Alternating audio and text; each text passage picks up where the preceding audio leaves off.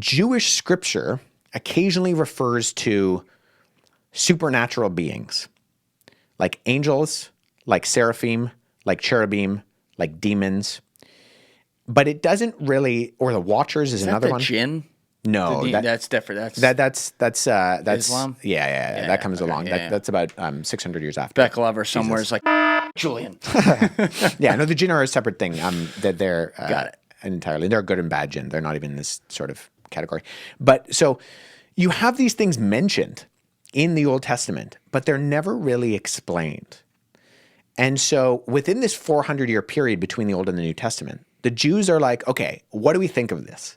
How are we to understand these supernatural beings that are created by God, that exist in some sort of parallel world in the unseen realm, and they're interacting with one another, and they have different forms and functions? So one of the issues is that we often refer to a bunch of these things as angels. Angel is not what the thing is, it's what the thing does. So malach in the Hebrew, or angelos in the Greek, means messenger. So it is not a description of its ontology, what it is, it's a description of what it does. Got it. These are supernatural beings who go and they communicate messages to people. They're in some sort of relation in terms of their supernaturalness to other creatures like the seraphim and like the cherubim, who are supernatural divine throne guardians, which was a concept that was not foreign to the ancient world. You have Lamassu, which are the winged bulls with the human heads in Babylon, and you have sphinxes in Egyptian and Hellenistic culture. These were just concepts that existed within the ancient world. The gods have throne guardians. And within biblical Judaism, these are the seraphim and they are the cherubim. So sometimes you'll see those memes, the biblically accurate angels. Yeah. Those are cherubim. That's what they are. Okay. It's not actually an angel. It's kind of a misnomer in terms. But I get it, because we kind of broad brush with all these categories. The Book of Enoch is part of the literature that's trying to explain that. What on earth is this? Actually, if you go back to my wesleyhuff.com, so every Monday I do these posts that I call Manuscript Monday. So if you go back to the homepage, click that, scroll down, you'll see the blog post. Keep going. Right there. So biblically accurate angels. So I actually explain some of these. If you go down, go up, right there. So like angels, seraphim, cherubim, and then how these are portrayed. And I particularly go through the manuscripts and how both Christian and Jewish interpretation of them reflects them differently. But these are these characters which the Book of Enoch is trying to make sense of, along with demons. And so the way that they go about that is by capitalizing on the events that happen immediately before Genesis chapter 6 and the biblical flood, where you have the great-grandfather of Noah, Enoch, as this character who is explaining some of these fallen angels or beings. Genesis chapter 6 says that the sons of God saw that the daughters of men were pleasing to the eyes and slept with them. And that these created men of renown. And that's the word Nephilim. Ah, there it is. So the trickiness of this is that in ancient Judaism, when it's translated in other languages, Nephilim is almost exclusively translated as giants. But the word etymologically in Hebrew, nephal, literally means to fall. So there's this whole narrative within ancient Judaism of these things are fallen angels. And so, but that's not the same thing necessarily in ancient Judaism as demons, and that's where it gets complicated. Okay, so I'm just reading the background here so people have it. The Nephilim, let me pull this over here so it's on the screen. The Nephilim are mysterious beings or people in the Bible traditionally imagined as being of great size and strength. The origins of the Nephilim are disputed. Some, including the author of the Book of Enoch, view them as the offspring of fallen angels and humans. Others view them as descendants of Seth and Cain. The reference to them is Genesis 6:1-4.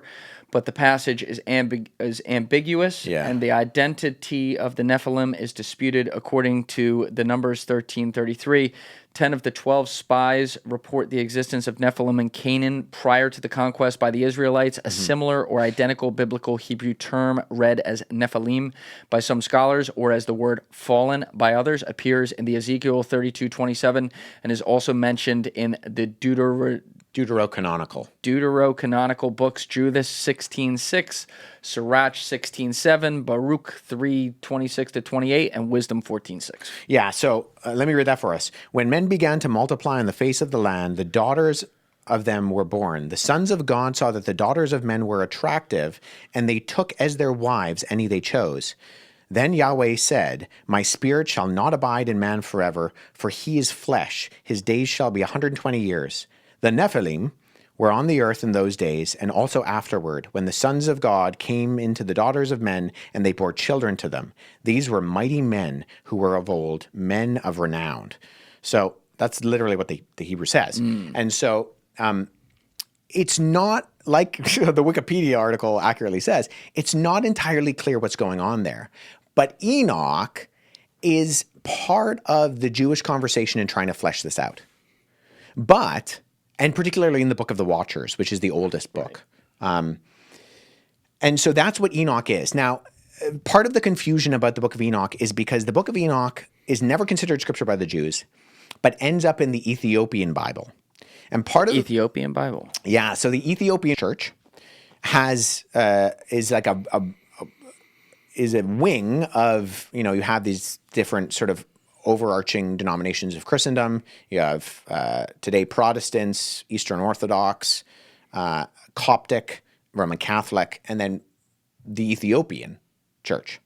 And the Ethiopian church, we know that around the 4th century, missionaries from Syria went down to what then was referred to as the Kingdom of Aksum, which is in modern-day Ethiopia, and they brought with them a whole host of literature. And part of this literature was New Testament books in Greek and the Septuagint, the Greek translation of the Old Testament, which at that point was finalized. And the Ethiopian church took all of this literature, which included literature that nobody considered scripture at the time, and they appear to have just been non-discretionary and included everything. So all of the debates that were happening in the Latin West and the Greek East about what was and wasn't scripture, they looked at that and they said, we're not really interested in that. We'll just take everything. So in being non-discretionary, they end up just canonizing everything, which leaves them with a canon of scripture that is completely unique and includes books like Enoch, which the ancient Jews and every ancient Christian didn't, well, actually, I should preface that. There were a couple of early Christians who said, we think this could be scripture, but then they accept when, all the debates happen that, okay, those are pretty good reasons we're not going to accept it in the end. And so I don't know where the idea came from, but there is definitely a prevailing myth on the internet that the Ethiopian Bible is the oldest Bible. And that's not true. In fact, the oldest copy of the Ethiopian Bible, which is full in terms of a Genesis to Revelation copy, is 14th century. So it's a long, long time after.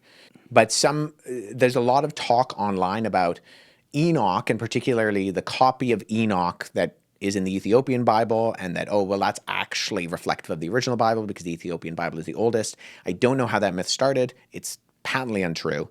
But what ends up being what we call the Book of Enoch ends up in its final form in the Ethiopic canon.